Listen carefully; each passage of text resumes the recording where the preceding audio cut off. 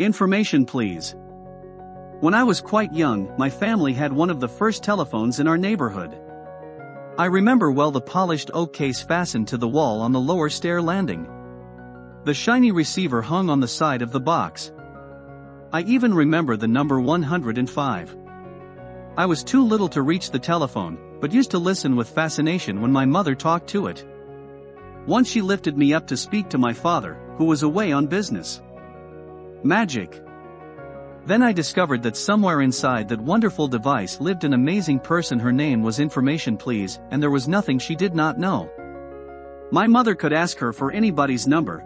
When our clock ran down, Information Please immediately supplied the correct time. My first personal experience with this genie in the receiver came one day while my mother was visiting a neighbor. Amusing myself at the tool bench in the basement, I whacked my finger with a hammer. The pain was terrible, but there didn't seem to be much use crying because there was no one home to offer sympathy. I walked around the house sucking my throbbing finger, finally arriving at the stairway. The telephone. Quickly I ran for the footstool in the parlor and dragged it to the landing. Climbing up, I unhooked the receiver and held it to my ear.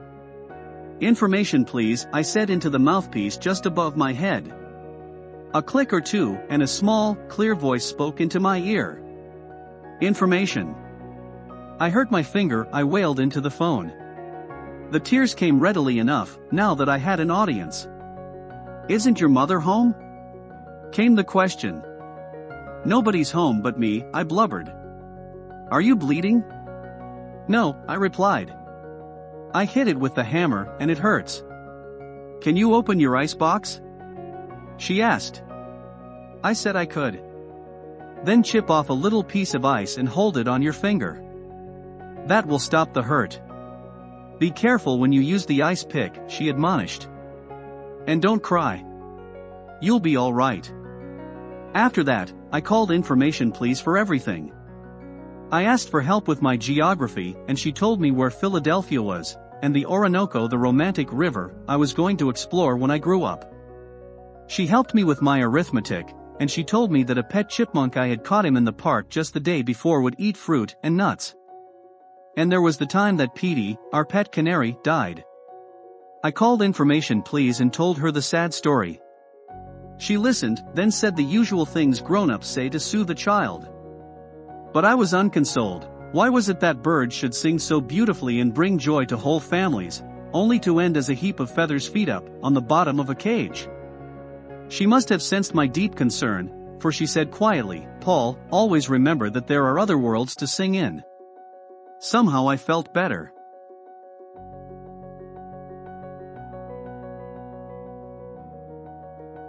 Another day I was at the telephone. Information, said the now familiar voice. How do you spell fix? I asked. Fix something? Fix. At that instant my sister, who took unholy joy in scaring me, jumped off the stairs at me with a banshee shriek, yeah yeah yeah. I fell off the stool, pulling the receiver out of the box by its roots. We were both terrified. Information Please was no longer there, and I was not at all sure that I hadn't hurt her when I pulled the receiver out. Minutes later there was a man on the porch. I'm a telephone repairman. I was working down the street and the operator said there might be some trouble at this number. He reached for the receiver in my hand. What happened? I told him. Well, we can fix that in a minute or two. He opened the telephone box, exposing a maze of wires and coils, and fiddled for a while with the end of the receiver cord, tightening things with a small screwdriver. He jiggled the hook up and down a few times, then spoke into the phone. Hi, this is Pete. Everything's under control at 105. The kid's sister scared him, and he pulled the cord out of the box. He hung up, smiled, gave me a pat on the head and walked out the door. All this took place in a small town in the Pacific Northwest. Then, when I was 9 years old, we moved across the country to Boston, and I missed my mentor acutely. Information Please belonged in that old wooden box back home, and I somehow never thought of trying the tall, skinny new phone that sat on a small table in the hall. Yet, as I grew into my teens, the memories of those childhood conversations never really left me. Often in moments of doubt and perplexity, I would recall the serene sense of security I had when I knew that I could call information please and get the right answer. I appreciated now how very patient, understanding and kind she was to have wasted her time on a little boy. A few years later, on my way west to college, my plane put down in Seattle. I had about half an hour between plane connections, and I spent 15 minutes or so on the phone with my sister who lived there now, happily mellowed by marriage and motherhood. Then, really without thinking what I was doing, I dialed my hometown operator and said, "Information please." Miraculously, I heard again the small, clear voice I knew so well, "Information." I hadn't planned this, but I heard myself saying, "Could you tell me, please, how to spell the word fix?" There was a long pause. Then came the softly spoken answer.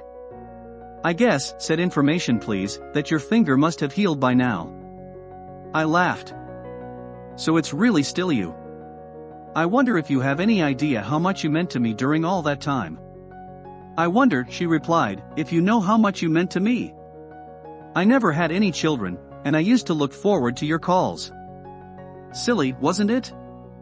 It didn't seem silly, but I didn't say so. Instead, I told her how often I had thought of her over the years, and I asked if I could call her again when I came back to visit my sister after the first semester was over. "Please do. Just ask for Sally." "Goodbye, Sally." It sounded strange for "Information please" to have a name. "If I run into any chipmunks, I'll tell them to eat fruit and nuts." "Do that," she said.